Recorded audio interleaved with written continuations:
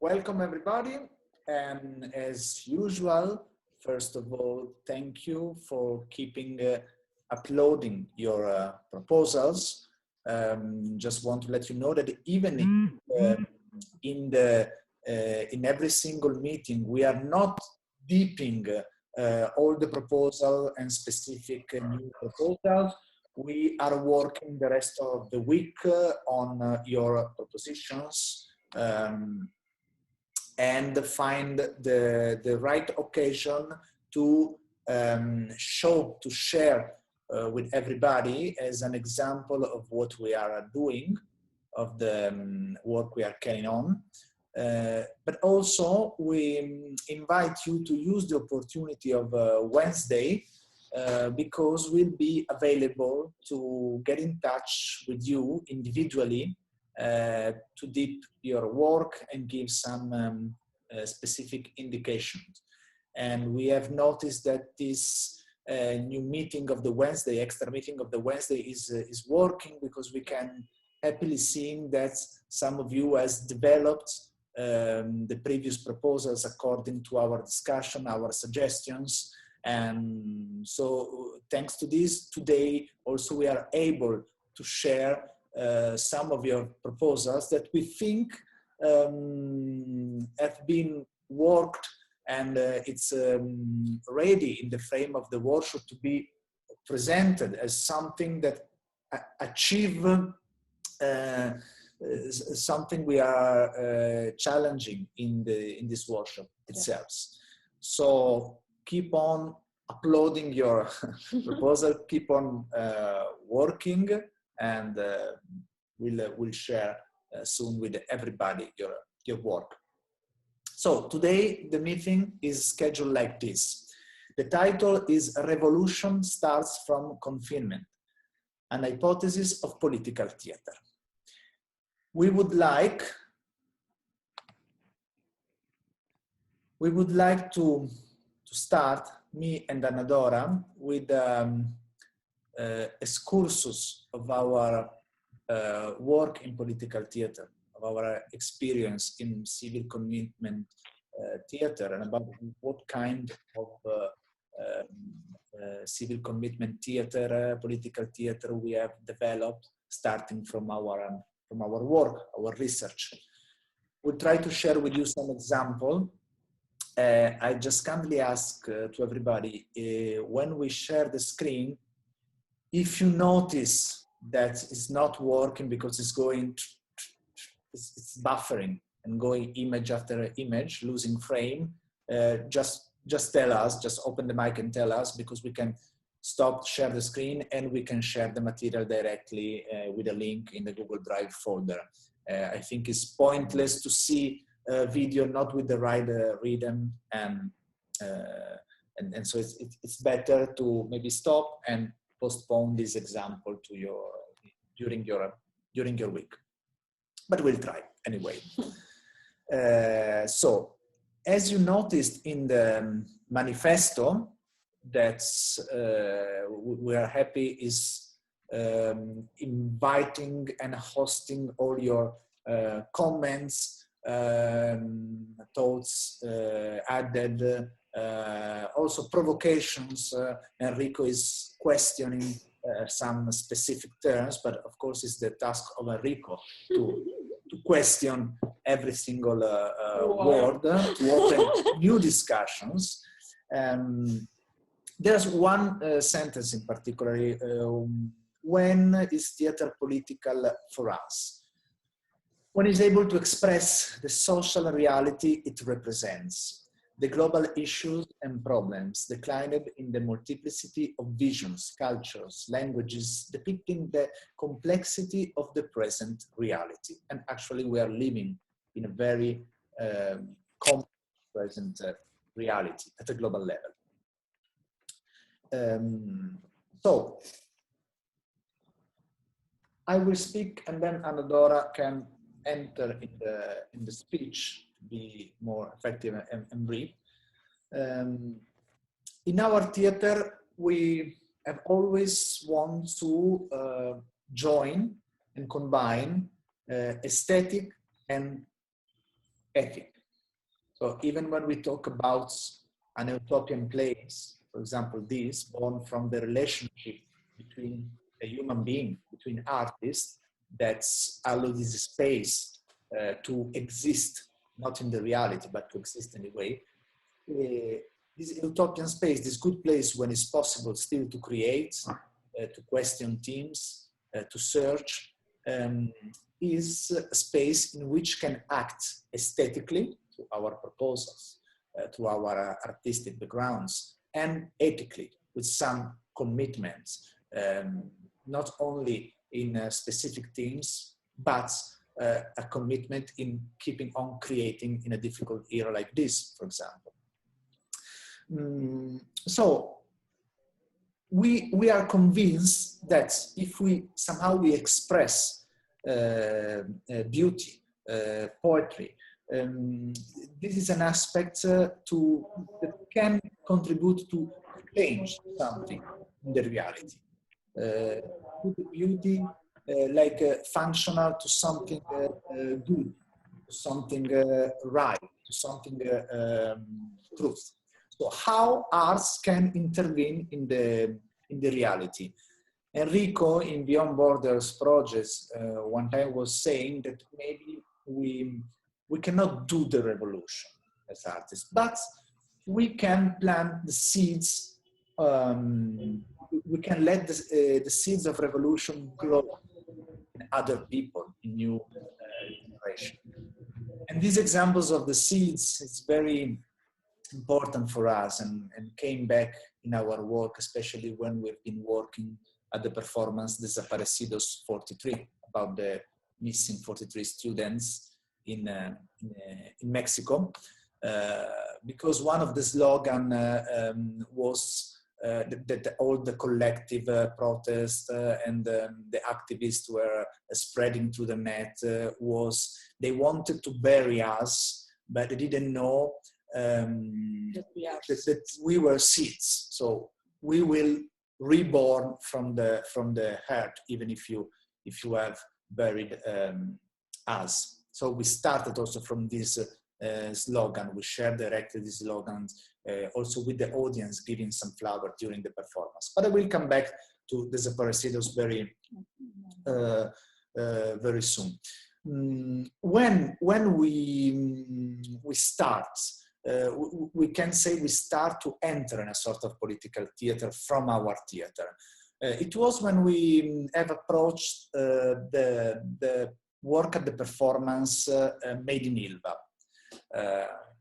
Made in Ilva is the performance we have shared with you with the link at the full video in the English version, and that was now scheduled in the program of Shanghai Experimental Theatre Festival.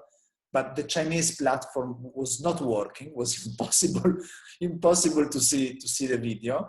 That's why I shared the full video with you. And we started to work at this performance, starting from joining one research we were doing, more general research, also in theatrical language. So a research in between the relationship between what is organic, fluent, biological, and what is not organic, imposed, mechanical. So these two general and universal concepts were present in our work on a practical way. As a performers, we could experiment this relationship. We could live this relationship in our body. We could let these two opposites create something provoking a new process. But also started from something very personal. And this is something important because when we choose a political theme, there's always something connecting us to that specific topic. Personally, even if we don't notice at the beginning, even if we don't know why, there should be something. If not, we will choose another thing. So in this case, there was a personal relationship in Anadora past life and backgrounds, dealing with the theme of the factory, of the work in the factory, seen as in its negative aspects. So very bad working condition, not safe, with work dead places, with pollution for the environment, creating cancers and other diseases. So the bad aspects of the factory. Anadora was born and grown up in a city in the south of Italy, Taranto, where exist the biggest steelworks of Europe. And it has created in years many problems. It was known, but not public. So when we started to work to this topic, nobody was speaking about this. And then one year it explodes the case of Ilva, for example. So this is because there was a special bond. We can relate the universal theme of the factory to something particular. And through this investigation from something particular, then we could come back to something universal. So I explain better. Let's work about the factory as a suggestion, as a cage, symbolizing frenetic conditions of life. Bad condition of work. Yeah, a system in which we are not feeling comfortable because it's always pushing us to produce at any level, even in art and theater, maybe. Let's say that the capitalism, something that we have to create, consume, produce, and so on. We explore at a personal level, so we explore the blackmail between living in a country polluted and contaminated by this factory because you have to carry on working and support your family. So we explore this blackmail. Then we could come back to the universal, especially when we presented the performance quite all over in different countries. And every time the audience could see a specific situation that was not the situation of Ilva, of Taranto. They didn't know about its existence, maybe, in some cases. But they could see their specific factory, their specific industrial disaster, their specific bad working conditions, not human working condition, even if not in a factory. This is because we were working especially with the body. So especially to express with the body some sensation. So we, for example, we realized also some interview, we did interview to the workers and so on. But was not this the aim of the work, to express the words of the worker and so on, but to embody the sensation. So to embody, for example, the dream of the people working in the factory, and to translate everything on the body performer, on the sound also, on the visual aspect of the work. So try to involve all the all the senses, all the sensations, the feelings. And feelings could be the key word, because we didn't want to reach the spectator just with the communication based on the dates, on the numbers, on the news we are telling to the spectator, not only just by a documentary report of what was happening, but through an empathic sharing of these feelings, in creating also in the spectator this feeling, so that the spectator could be autonomous and could relate to its own problematics. Yes, because the first thing is, if I feel something, so if I'm able as a performer to feel something and to translate the emotion, sensation, everything in my action, so with my body, I can also let the audience feel what I'm feeling. So I don't know if it's clear. So I'm trying to embody everything to express the sensation. just a practical example. When we arrived in Tianjin in China with the performance, less than 1 year ago was happened a huge disaster, industrial disaster, was blown up an entire industrial area. The audience in the room was, we listened, we felt somebody crying. Of course, they related to their situation. Maybe they also lost some relatives in this disaster. But also another example, when we have been touring India, thanks to the great job of management of Sudipta organizing a tour of Made in Ilva in India.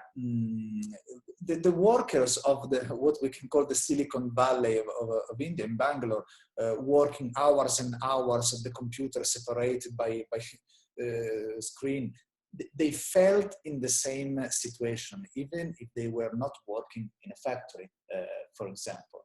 And then in every country there was a different story. Because of course, if I express not a specific theme, but if I express a sort of quality of the movement or rhythm or condition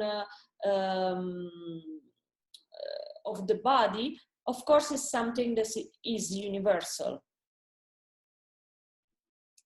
So for example, refugees, which specific situation, relationship with me, come back, all refugees. Immigration, which border, relationship with me, personal, not personal, and all migration. Same desaparecidos, which desaparecidos, and this was the process. So from universal to particular and to universal, and again to different particulars.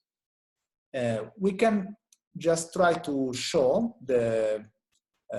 just a short video of a presentation of Made in Ilva, just to split a little bit the talk. Let's see if it's working.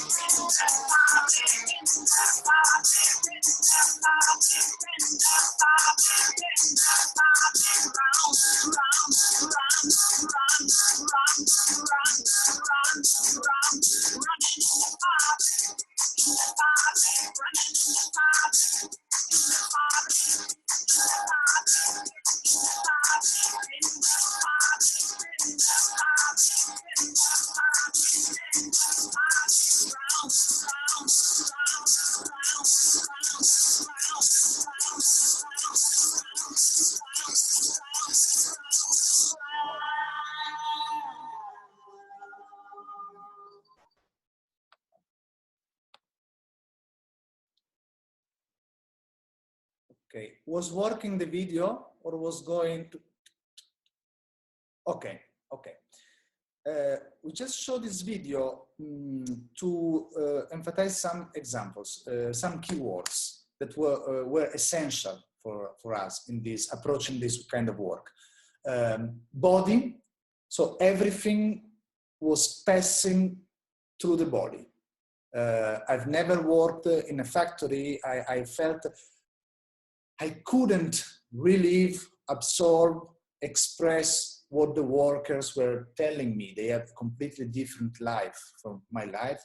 So my only instrument was the body. So where the mind cannot arrive, because I don't have the same background, the same memories, the same experience, we started to rely on the body as a sponge able to absorb suggestions, create its own inner process, and transmit this process and emotions to the spectator.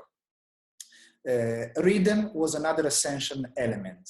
So we based a lot of the work on the rhythm and also on the repetitions.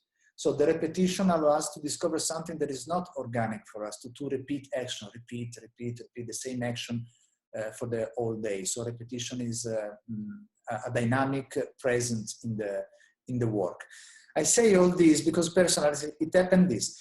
When I manage to enter in the process for the whole performance, I finished the performance, I went in my green room and I felt, okay, everything is good. But sometimes, personally, if something in my process went not precisely, I finished the performance shaking. And I kept shaking for minutes and minutes. Something was not totally, and it was kept in the body. So I could experience this fact that seems very abstract, practical on my body. Do you have any questions about this kind of process and approach to a team dealing with this particular work, or some question you want to open?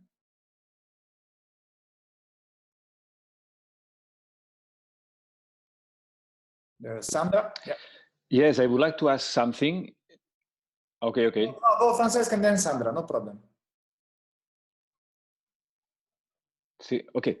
In the beginning of you were speaking about the you were trying to discover what was artificial, what could come from a more organic nature. No? This you were referring to the work in Ilva already. It's and also in what way was this investigation? So why your interest in the artificiality? Meaning if you could translate it into the body, if this was creating some interest for you, or you were deciding that rather you were betting on the organic aspect of the relation between your body, physicality, and whatever the meanings you wanted to let go, no, to pass. If you were choosing between them, or you were contrasting, in what way you were playing with this artificiality and organicity, let's say. Okay, so basically our research is on organicity of the body, so generally. Then we start to investigate the two things, organicity and not organic or mechanic, especially when an action become mechanic, for example, because we were interested to this specific contrast.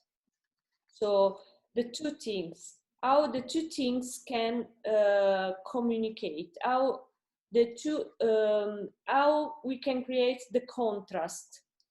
And this contrast can be useful to let appear the specific theme of the factory, of the bad work conditions, so and also something more generic, as for example the the capitalism, the life when the life is going in a way that is not organic.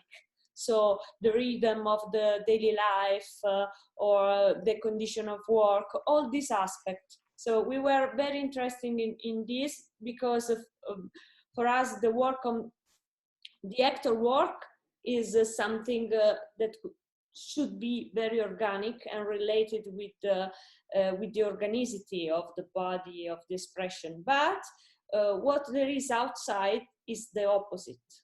So to express the work on the factory, we were explore the two things. And also when, for example, a rhythm became mechanic. So sometimes the rhythm is something organic that you can breathe in the rhythm. You can improvise in a rhythm. Sometimes a rhythm become mechanic, no, and give you a structure that can kill your action or your life also. So, and we were always in these borders. So try to explore these borders and try to see how it's simple to pass from one side to the other side. Mm-hmm. But also, how do you feel in one side and the other side? Of course, I was perceiving for all my research the organicity, the flow of an action. So being in a structure repetitive with another rhythm, with another breathing, it's something I suffer. So I put myself in a condition as a performer of not being comfortable or fighting constantly with this imposition. Which was the imposition? My imposition, an Adore imposition. So let's use this because we enter in a sort of factory training, mechanic training. So this contrast and dialogue was creating, alimenting the process, a provocation for the process itself. That's why I was saying that if I manage the process, okay. If I didn't manage well, I finished that I suffered.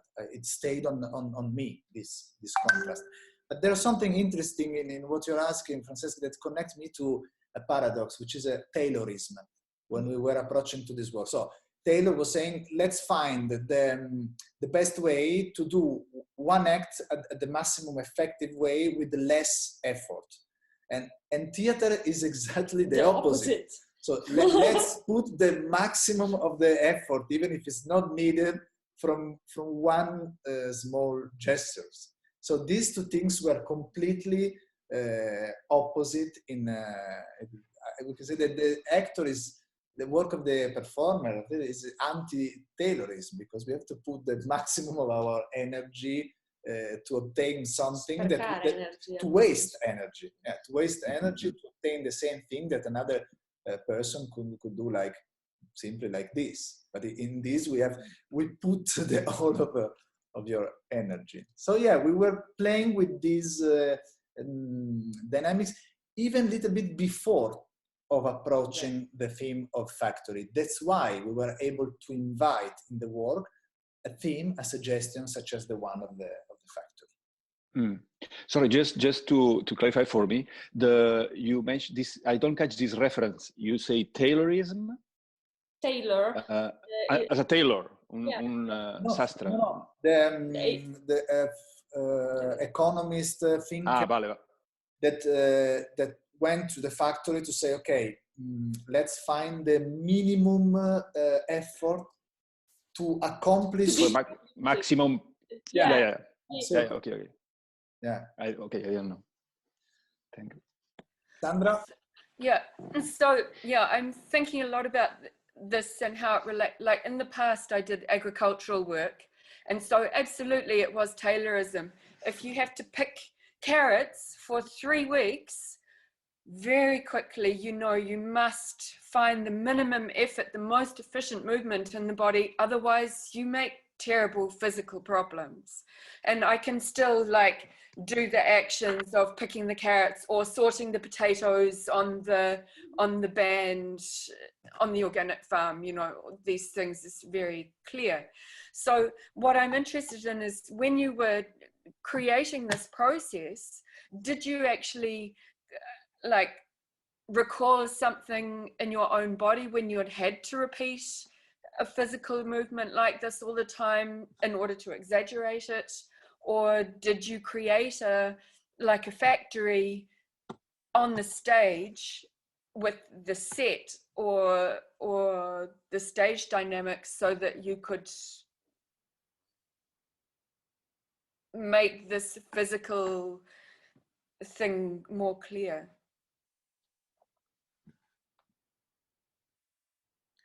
It was a combination of the two things. The personal training was done like this. I entered in the room and I tried to work on this dynamic. So maybe the beginning of the performance was just set on one gesture. So ordering people to work, to produce, and exploring this in the climax, in the repetitions, in a sort of dissociation of I'm telling to work, but I'm telling to myself to work, and trying to exaggerate this process. And from the very first day of the work, the process was like this. I was alone on stage, and then there was Anna-Dora at the direction desk together with the musicians. And it was a sort of improvisation process. Anna-Dora was giving, like a director, but present on stage, order, impulses, and the musician as well. Impose a sort of cage, also with the music and also with the visual projection. So in this way, Nicola is like entrapped in a sort of cage, of factory, of place. Of course, we start to work also in a place, in a theater, very small, and so this was useful also because the place was angusto.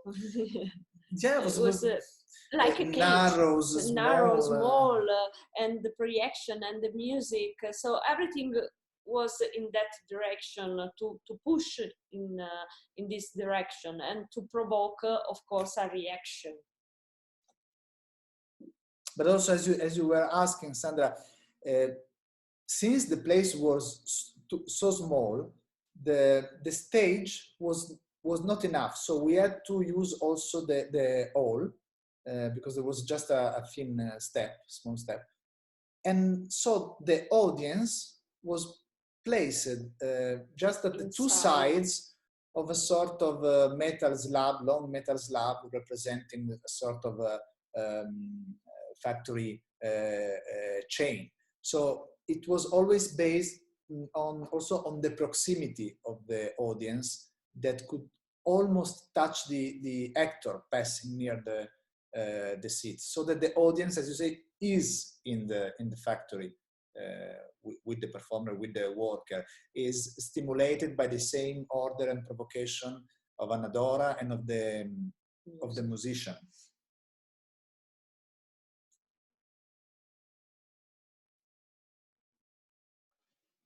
Can I ask something else? Yes. I don't know where I read this, maybe in the beginning or maybe in the description. I understood that you were getting inspired by some conversations or texts from people working on those factories, those factories. So this process, did it work with like you're going to meet these people, or you got some kind of notes from somewhere and then, okay, then just starting by this, yeah. So as we said before, I'm from this city, so I know a lot of people working there, and especially people, young people, that it was not a choice to work there, but they were obliged, and maybe they study with me at the elementary school and so on, and so we were speaking about it. They were telling us the situation, how was the factory also inside, how is it, for example, to stay in front of this this huge furnace burning, the temperature, the noise, and also, for example, the dream. They have continued bad dreams, also in this sensation and all this hot, the heat, the siren coming, the sirens. So it is like a sort of inferno, sort of hell, yeah. So it's of course I can have the memory of the factory, but from outside. So what I can feel is the environment. So how, of course, the cities, how can I say, is contaminated.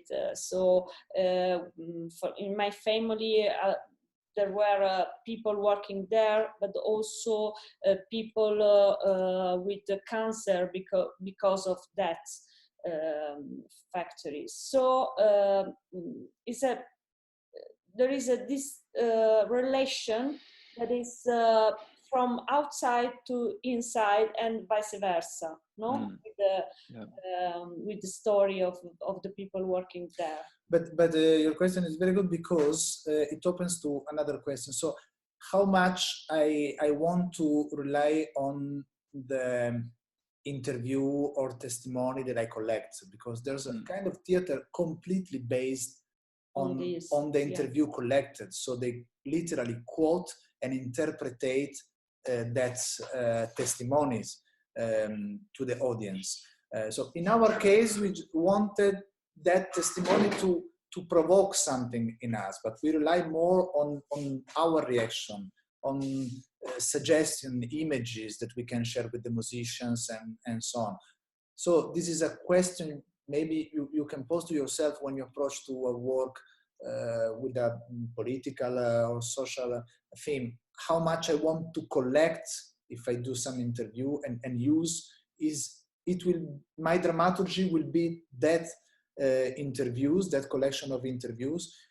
In our case, we were looking for a higher text, so a poet, Italian poet, talking about the work in a factory. And so some words of the real worker were dialoguing with the poetry or with the poem of this. So there was this contrast even in the dramaturgy, in the language. Yeah.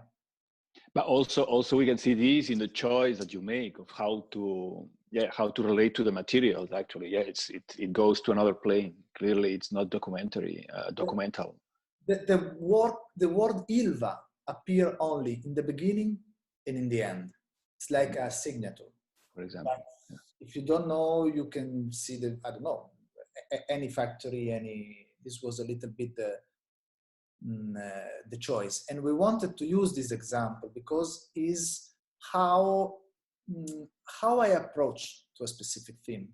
If I want to talk about Manus Island or the city proposed by Sajai, which is a trash city, or a specific border, or so this is important. Where should I start from? If I collect interview and testimony, how should I use this material in devising this devised process?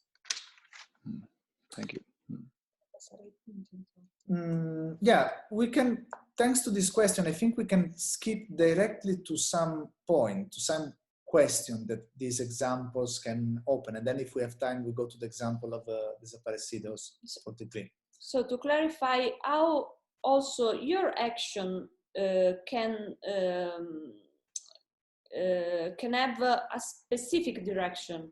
So can develop a team, but of course try to have a clear message. So very clear message. Your propositions, your proposals. So to have clear the aim and the target, also who we are speaking and what we want to carry on, which kind of message we want to transmit. Use communication means, if we use communication media, we need to use it for our advantage. So to use for our aim, for our scope, and not to be absorbed or overwhelmed by the media. So we have to bend media, social media channels, and so on to our aim. Use our specific abilities, background to express our political message. So even if I'm talking to a specific... I'm a dancer. I'm a dancer, yeah, I can use my body. I use my language as a dancer. So, and not, for example, okay, I want to transmit a political message, and so I change my language because I want to say something. No, I'm trying to use my specific language, my originality also. So, and not trying to, how can I say, okay, political theater is like this. No, this is the example. Not uniform to a style, to a trend.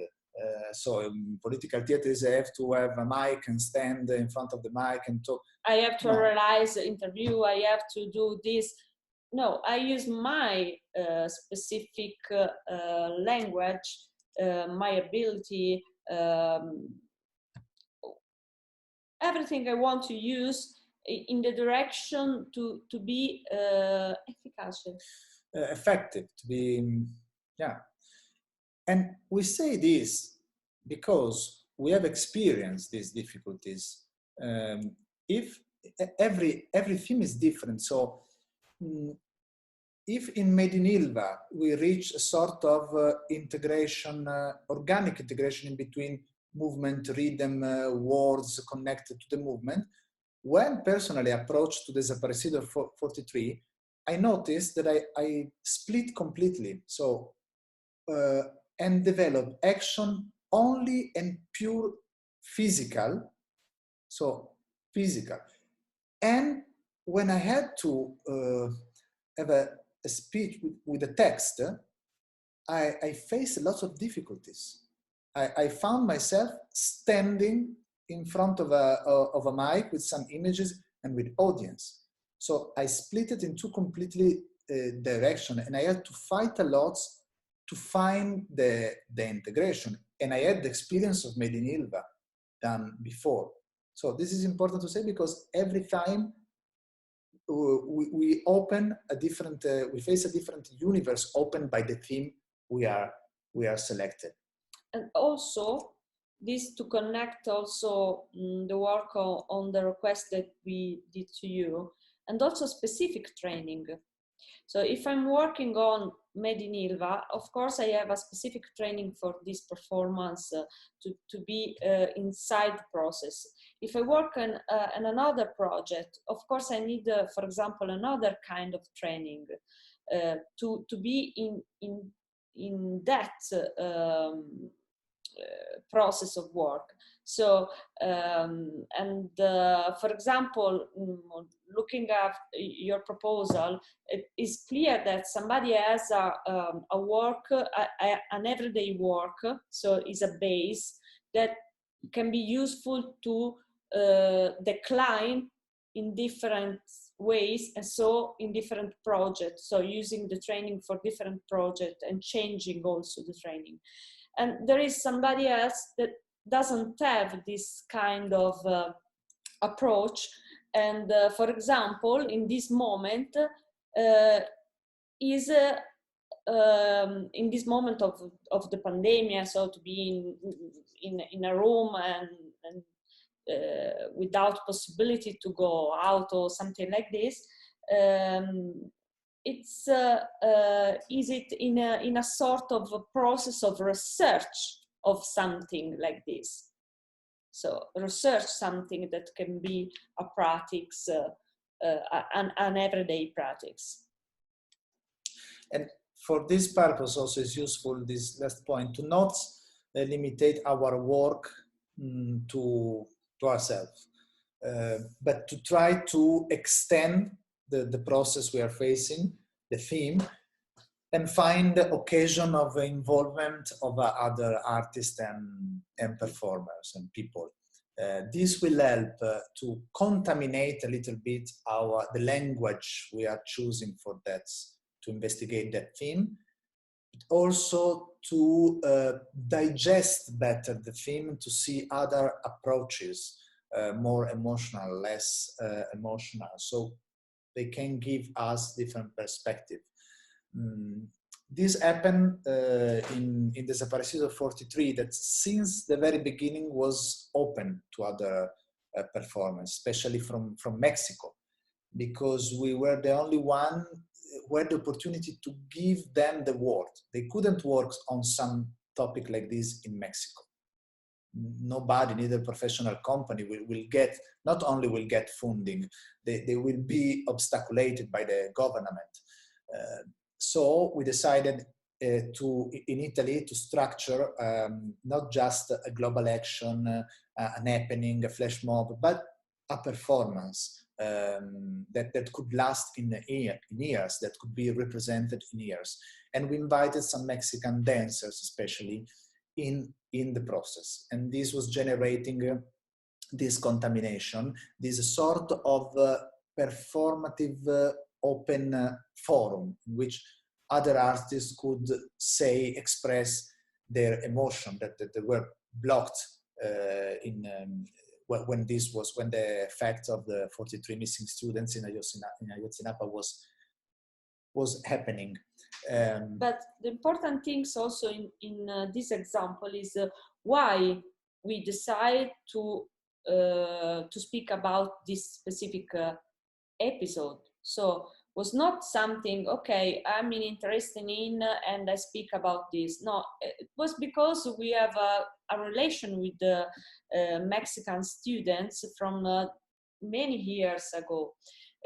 So we did a lot of workshop there in Mexico, and in the workshop, some teams like the fear to disappear was so strong that we of course decide to work on this before that the Ayotzinapa fact was happening. So when the fact was happening, some students contact us and tell us the situation, just to inform us of what in Mexico in that moment was happening. So we were living indirectly a situation that affected us a lot, because we start to have fear for the students. They could disappear during the protest because they were joining the protests. And so the process was starting. So again, was something personal. So we feel the relation with this country, with the students, and then starting from this becomes something more universal. But we didn't want to create a performance since the beginning. At the beginning, we reacted as many artists were reacting, not only in Mexico. That's why I'm entering in the theme of the global action. What is the global action? So every artist was responding with his or her own disciplines, could be visual artist, performer, dancer, and so on, musician, creating action, filming this action, and action or other kind of artworks, and spreading these fragments in the net, connecting with a specific hashtag also. Yeah, connecting this video, this I say action, not in physical action. Action as I do an action. It could be a drawing, could be a music and so on. Political action. Connecting to some hashtag. So these fragments of action started to circulate in the net, responding artistically to what was happening, to the tragedy in Ayotzinapa. And we as well, we posted this action from Italy. So, because from many countries they were responding, especially where there are present some Mexican community. So at the beginning was a 2-minute, 3 minutes action that we filmed in our space as an emotional reaction. And then we decided to structure little by little into a performance. But being always connected with the hashtag, with how we could spread the information, how we could, around the performance process, create a net. Not only a net of artists, but a net of activists, association, so that we could give them something concrete to spread, the performance could connect many people around this political action, this activism action. So we gather also a photographer, other representative of Mexican association. So we were all together in this sort of a mission to talk about this issue with the performance. And I say this because what I want to show now is actually a fragment of the performance, the beginning, but this video was done during the 4th anniversary of the tragedy of Ayotzinapa, and we decided to select a fragment of our performance and put it like again as a short action. So we started from an action to make it, to spread the action. We create a performance, and then in that occasion, we were able to come back to the performance and select something that could be another small global action. To say this, 4 years has passed and nothing has happened, for example. So it's a little bit difficult, but I say this because we can, if we have a clear political aim, we can shift from our performers to some action. I show you this to say something. We could select simply an image or a words of a text or a fragment of a music. We selected just a fragment of the performance. So global action, performance, using that language, global action. So if you develop something today, you can come back after years, select that part and say that part now is expressing this. And I say this because this morning when we selected when we chosen to show you these fragments, we saw these fragments and we say this is representing also something happening recently and completely different, which was the hashtag Can't Breathe, dealing with the death of George Floyd. So one of your actions can represent universally many, many situations. So I just shared this fragment.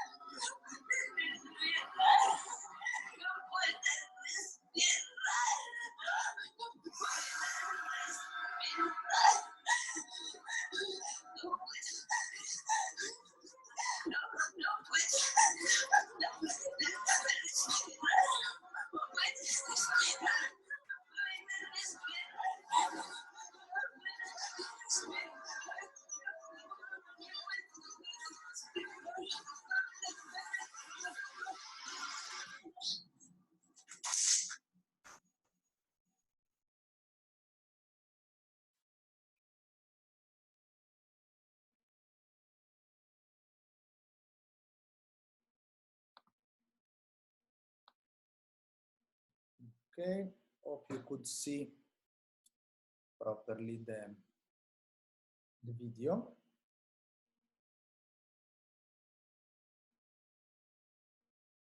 So if you have some question, we can talk about a little bit, and then we want to focus on the specific theme that you were proposed, so to understand how this theme can be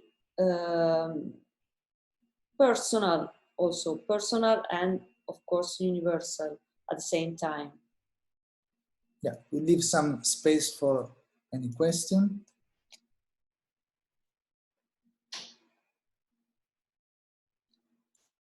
No questions. I mean, just a response. I mean, I felt like chills. Like, you know, it was very like it. I felt like something really squirming inside me. Like really, the chills. So no questions, just appreciation that this was very moving. So Thank you, Sajai. also, was this gibberish or was Anadora? Were you saying something? I mean, in Italian, or were you reciting something?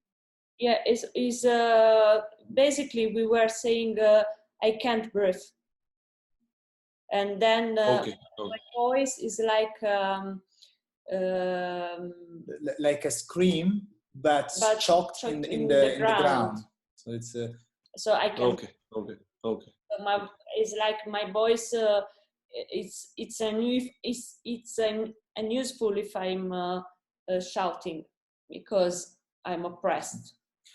So what I was saying before, that since the sentence also is in Spanish and some image referring to what was happening in Ayotzinapa and the hashtag, but if we don't consider this, there's a universal message. Like, of course, if we want to respond at the fact, at the flash mobs, I can't breathe, the essence of the action is that. Or if you remember the action of Tafatsua that we have shown last time of I can't talk, I can't, so to suffocate the expression, the freedom of expression. So can take many meanings. So it's like if a global action is based on some very, some frame with strong symbolic message. And I say this because most of the actions of Desaparecidos 43 were born from this, taking these images and symbols from the protest and so on, like affirming I am this and saying the names of the 43 students missing, but how the performer can transform a simple gestures that anybody can do in the streets in something more, using maybe his or her own ability, like the body or the voice, how can expand and take this symbol and explore it in the domain of the performing arts. So transforming in something else, finding also somehow the beauty of the essence, the beauty, the poetry of that message.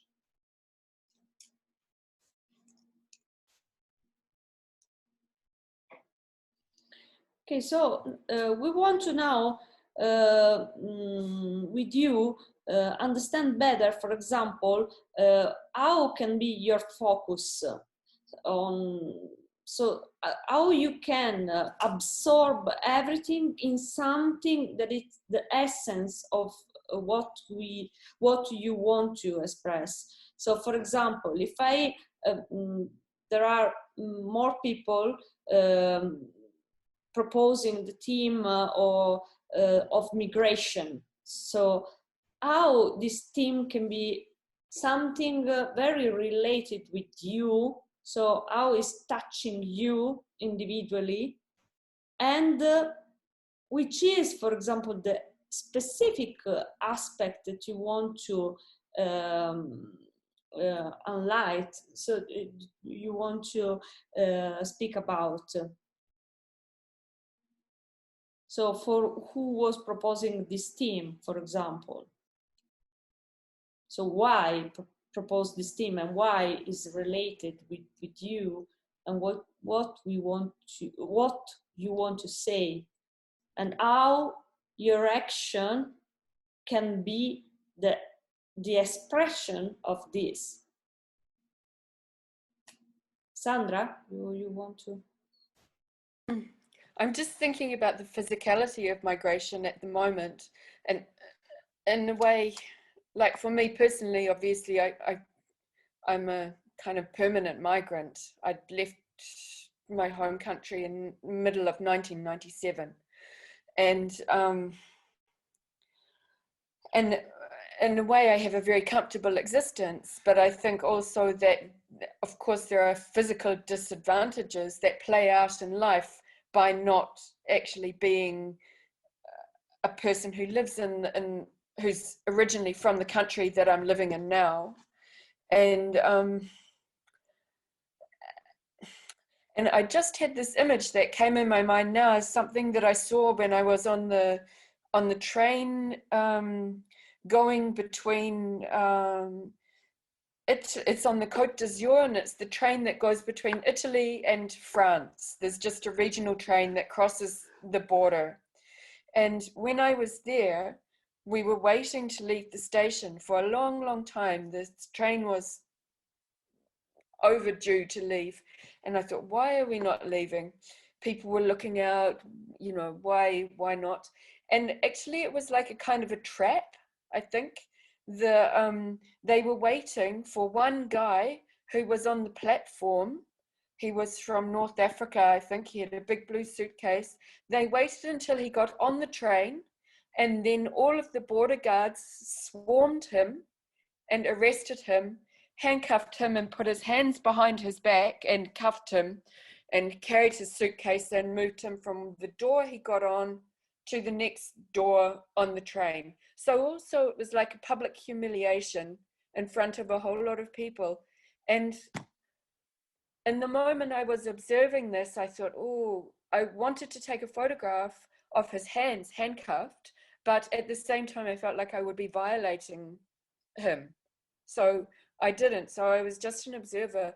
But for me, it's this. When I sent you my information about migration, there were contrasting images of the migrants in the jungle before it was destroyed, and also then it's actually a group of New Zealanders in Berlin who are at a barbecue, and the contrast between the two existences is really stark. And for me, this is a kind of difficult thing to find a way to embody it. Yeah.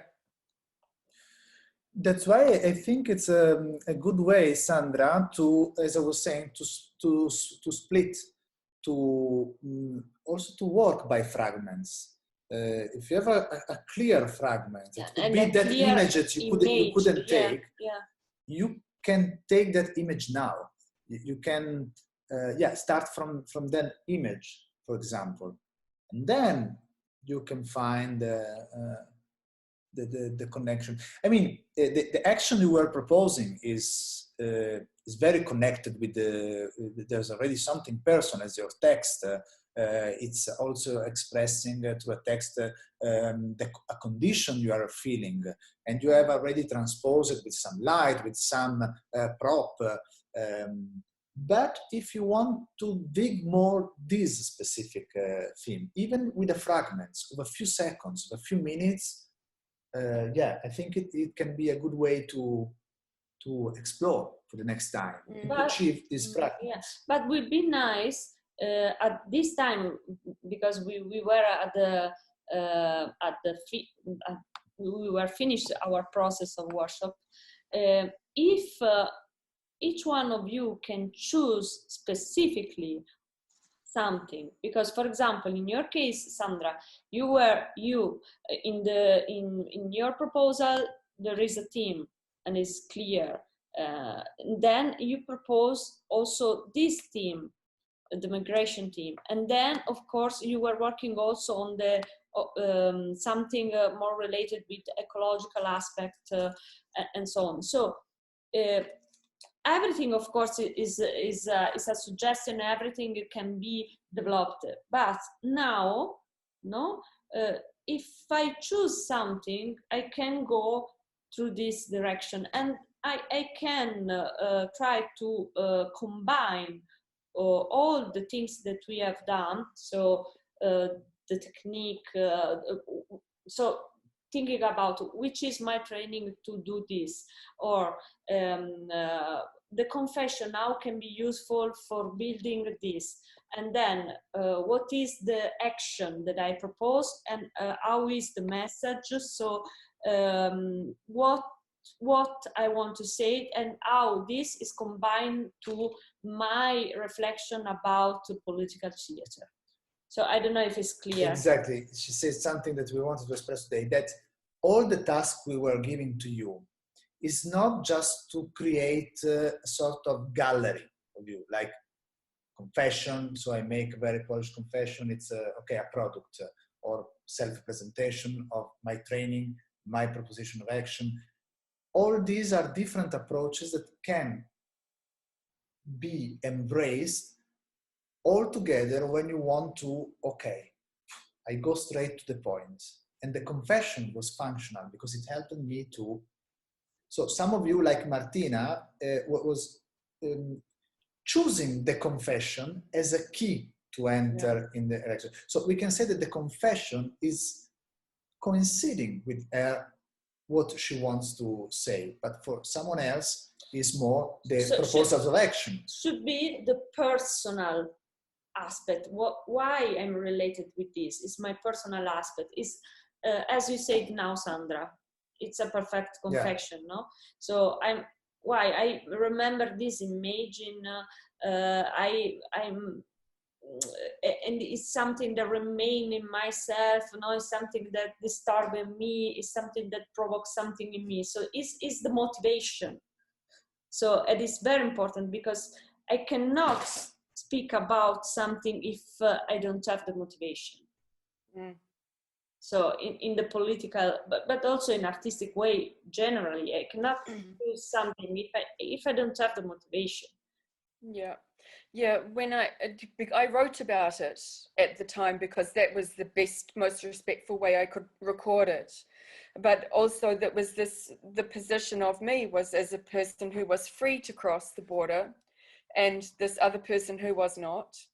And then when I did the piece, the improvisation in the garden of this character, the administrator, I thought, how can I relate it to migration? And of course, it's the fens. Yeah. And the birds are free to cross easily. But then if they cross over, maybe they end up eat a piece of plastic. So it can be poisonous for them. But also the leaves, well, I have one place where I've stopped them from crossing, but actually I want some of them to cross because they're useful, because I use them in the garden and I do that physical action. So I'm still trying to think how to put it. Yeah. Yes. We didn't say anything about that everything is connected and that we are exploring all the possibilities. Of course, now we have a limited time. The time is the time frame of the workshop. So it will be nice if we, at the end, we say, through this exploration, I reached this. then you can of come course back, it's a starting point. then you can develop. It cannot be a final a final point, but no, yeah, it's a scenario, like scenario improvisation, and then change again. And I'm going to write down some of the process and then do it again. Yeah. So in the meanwhile, we are the rest of the week we are taking your material. We have your material in a timeline of editing, because I want also to give a sort of restitution to all of you of different fragments appearing in the training, in the confession, and so on. But at the same time, we're interested in provoking in you some process that brings to a one little action. Could be a few seconds, could be 1 minute. It depends how long, how much time you need to say that thing. So what I propose, Sandra, if you are available on Wednesday, if you want, we can discuss with you individually this, if you need some help, indication, and so on. Because we have seen, for example, that Francesc, we had a chat with Francesc, his proposition was already shaped in a more complex way. He managed to embrace different things. Also because there is also montage, and, from and the so training, from there the is also the director point of view in the action. Yeah.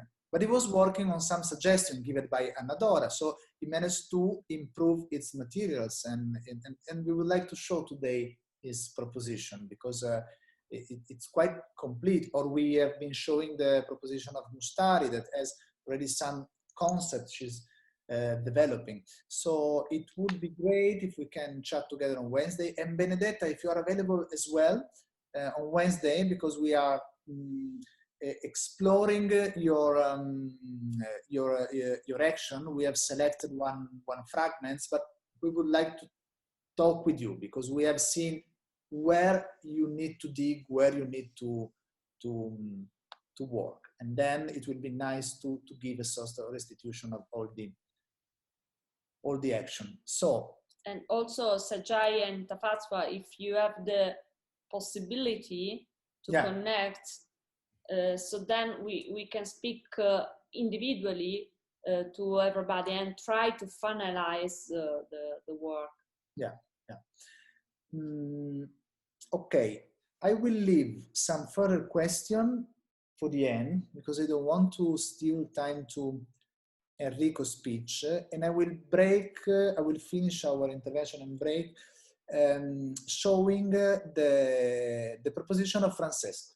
This is the last version of this proposition. So because in this proposition, of course, the message starts to be very clear. So, and Francesc, for example, with the new part, it's more clear than before. So,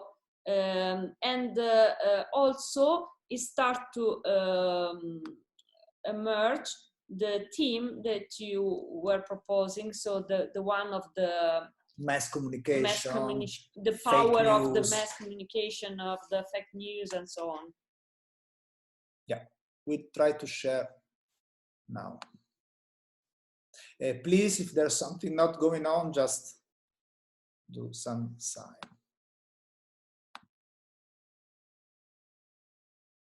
Okay.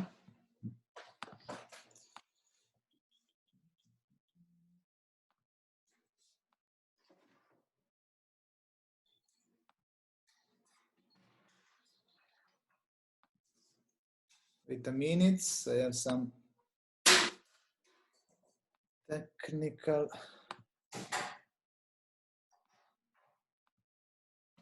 Okay.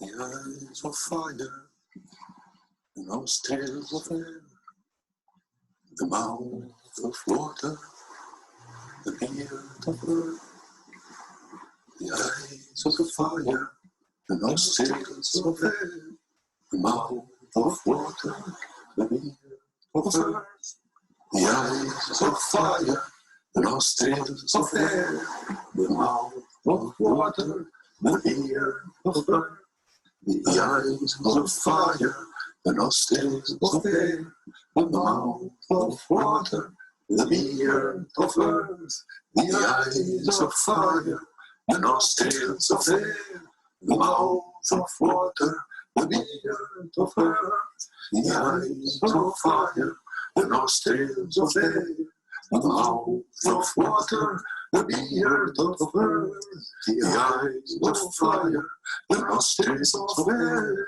the mouth of water, the beard of earth, the eyes of fire, the nostrils of air, the mouth of water, the beard of earth.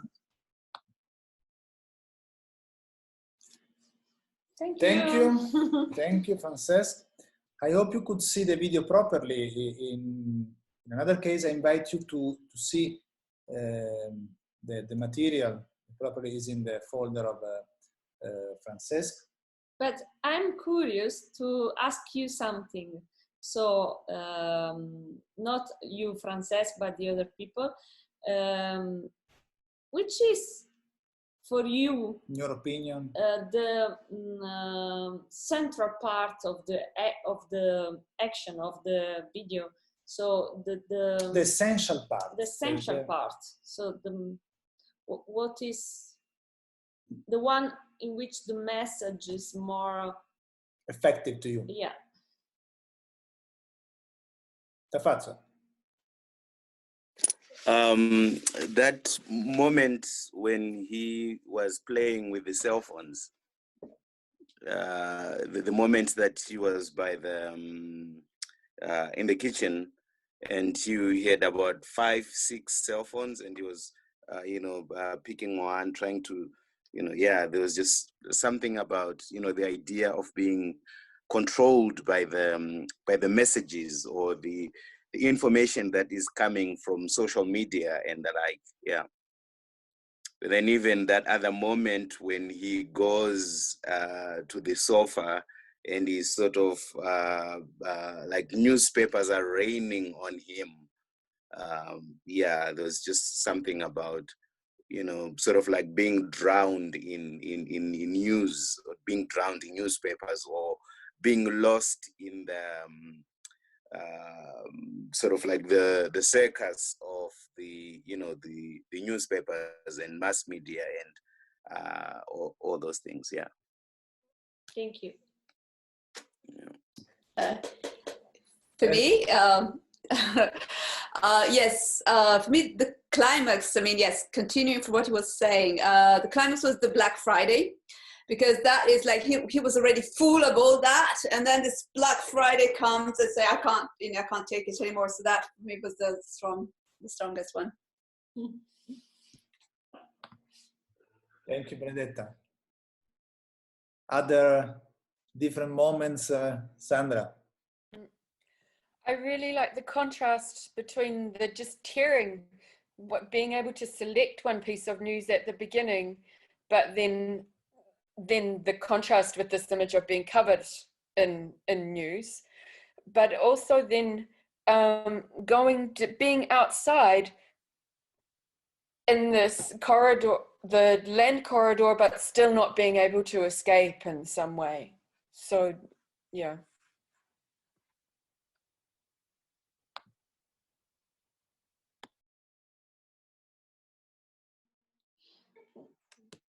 Yeah, so just that, like how he starts with the routine, so what you talk about rhythm, you were talking in your thing about rhythm and repetition. So that, I mean, the daily rhythm of waking up, making your tea, reading the paper, maybe selecting something cool out of the newspaper, and like how the repetition of that, like overwhelms him in the end. Like then newspapers are coming out of his chest instead of that one thing going to the pocket. So so I mean, all of those actions were actually just daily rhythms and repetitions, but how they overwhelm you, or how information overwhelms you, or being inside. So that was yeah, thanks, Ajay. So from this quick round of your impressions, we can see that even if Francesc gave a title, precise title, curfew, so it was his main suggestions, but different universal messages are present. Universal because are interpreted from Tafazua, from Sajai, from Benedetta, from all over the world. There was an aspect touching more meaningful, and maybe not dealing directly with the curfew, but with more themes, even more themes dealing with communication, with our connection with life. So what is a sharing of experience, the human being experience, so is touching different aspects of our lives.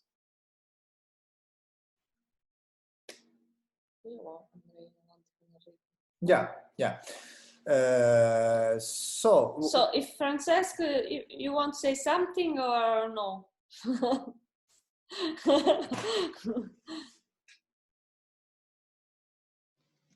No, there are many things. Well, thank you for the trust of putting this.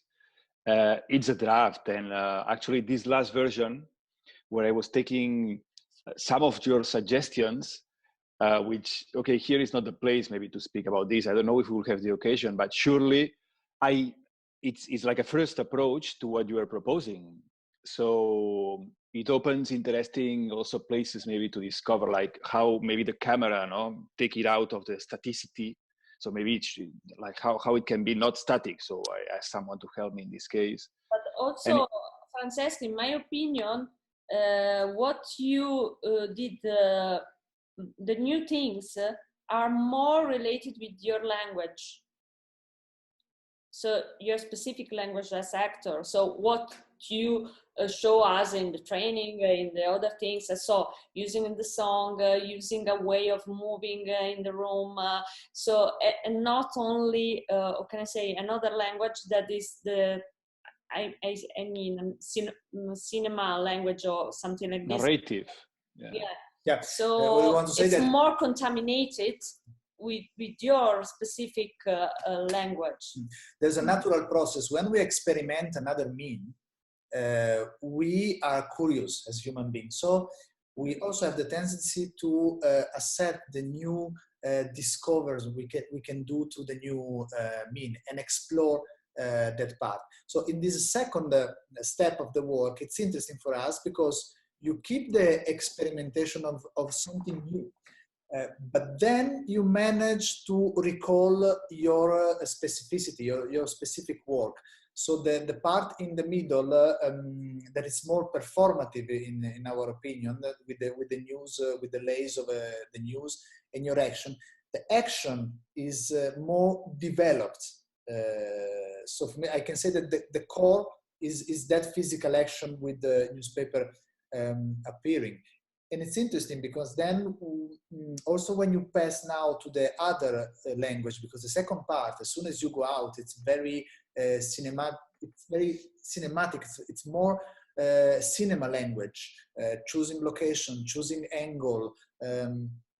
But you manage with another part of your work, which is the singing, the song, to hold again the process. And it was interesting also to discover that maybe what you have done for years, singing together with other people, with different tunes, now there's, of course, there's an instrument. Yeah, it's true. To sing.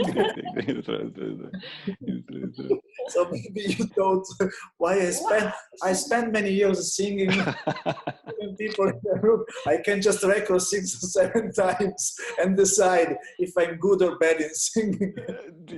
So I say this joking a little bit, but it's interesting to, if we accept the new challenge, the new means we have, not forgetting who we are and where we come from, I think we managed to reach a strong result. And discover something new. Because if not, it's like we are starting from the beginning in the school of cinema, I don't know, no, to make a short movie, film and or we something feel lost. like this. Instead, we all of us are performer, and all of us, we have specific tools, specific that maybe are not so useful to see in cinema or in approach like this. So I think it's interesting to develop and to discover something new, to start to experiment. So how I can use the video, but in my specific language. So, and not trying to shift to another, to shift immediately to another things. Yeah.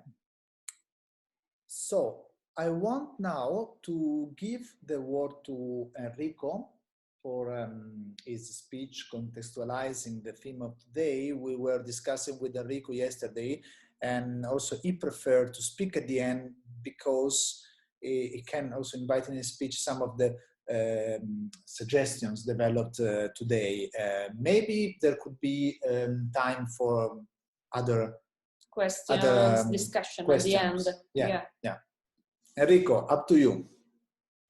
Hi, here I am. Sorry, was listening to everything, but I stopped the camera as always.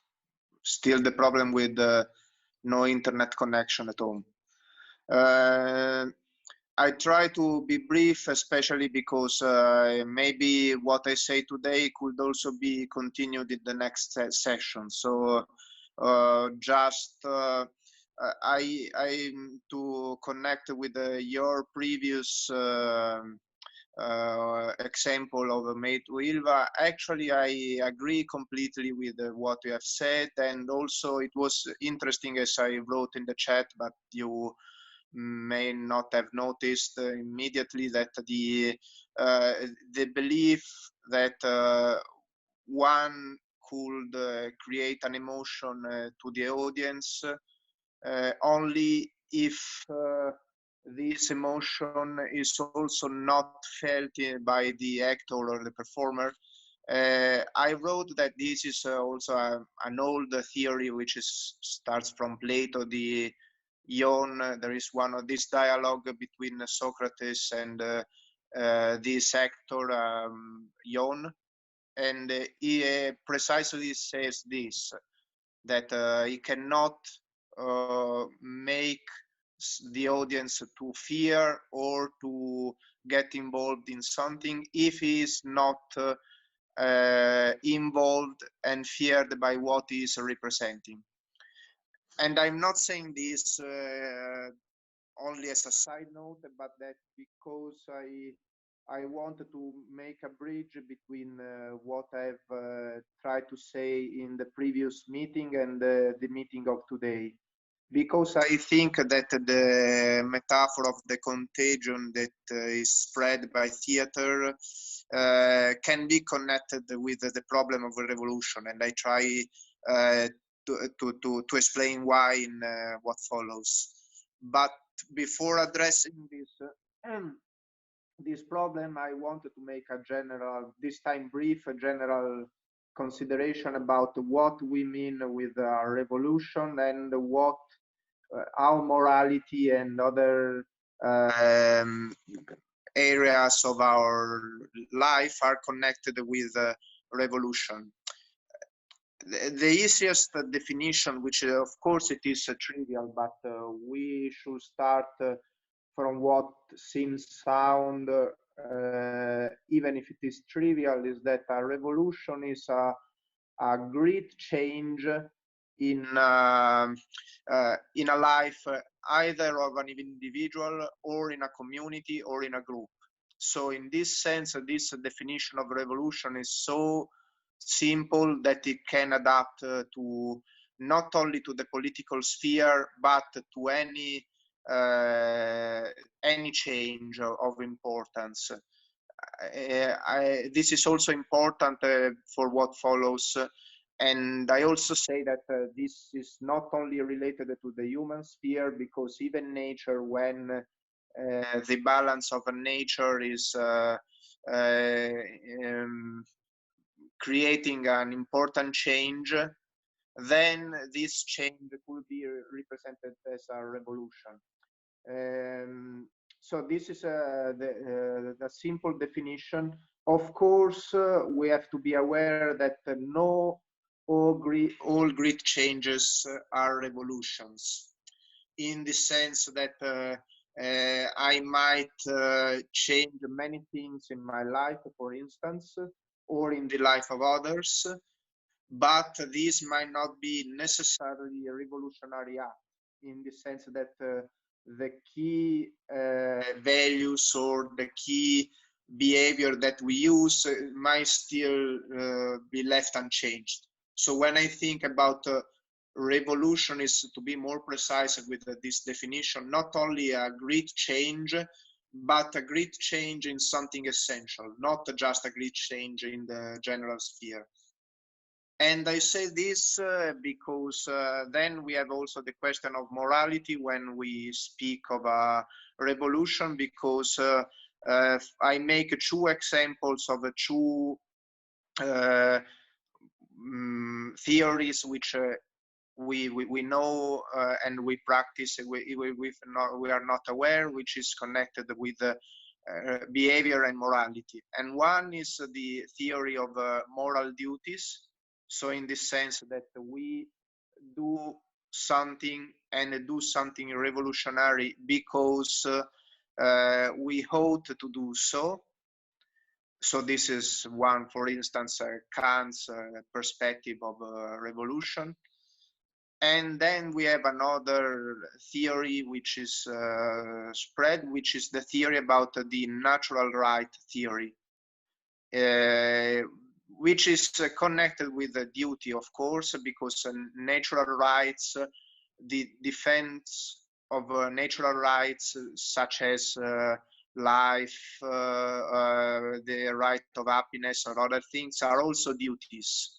But not all duties are natural rights.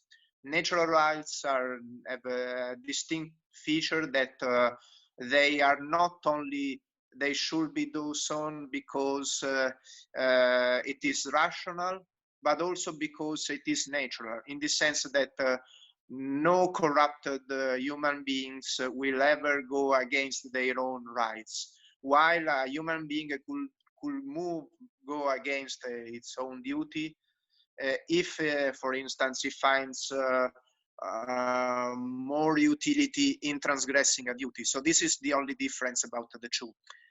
And I have to say, maybe here I'm more provocative than ever in the previous meeting, that these theories are interesting, are important, and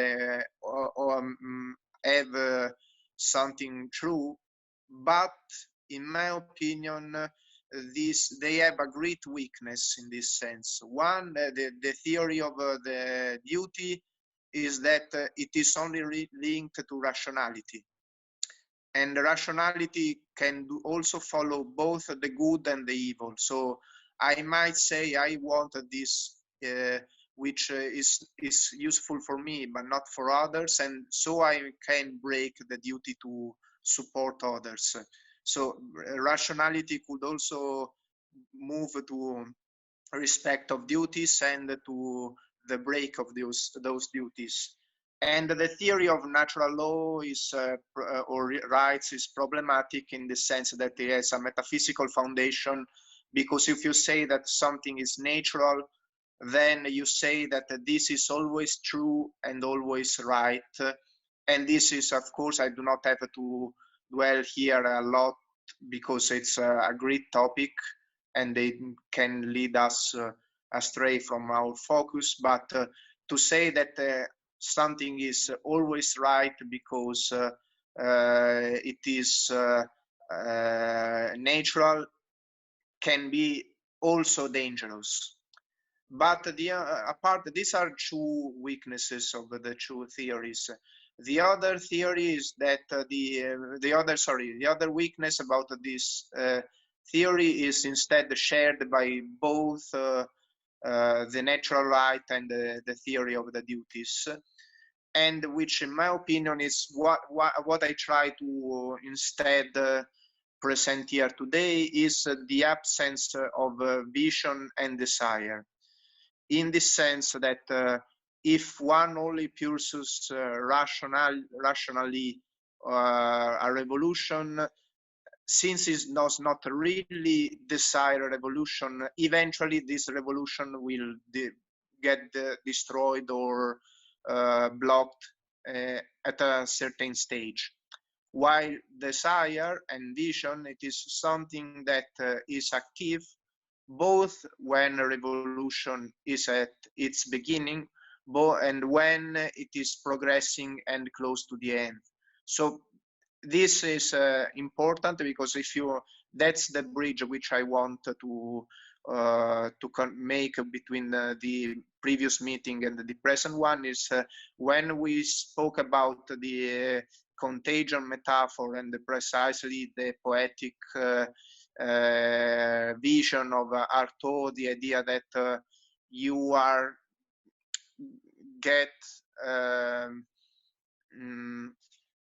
enchanted by a powerful vision, then this powerful vision changes completely reality, and you also want to change completely reality. So of course, I'm not saying that vision and desire should be without rationality, but that they also must be taken into account. So in this sense, I do not want to exclude the theory of duty and the theory of natural rights. I actually am trying to improve or to extend. Maybe it's more cautious to use extend rather than improve. This is the general perspective. Then I try to be brief even here, because as I said, I wanted to leave time for some discussion, and to the present meeting we can return to this. I wanted to express what I mean when we what desire and vision are necessary, and here I wanted to this time return from politics to psychology, and try to suppose why and when a revolutionary change occurs. And here I think that one is also already mentioned in the title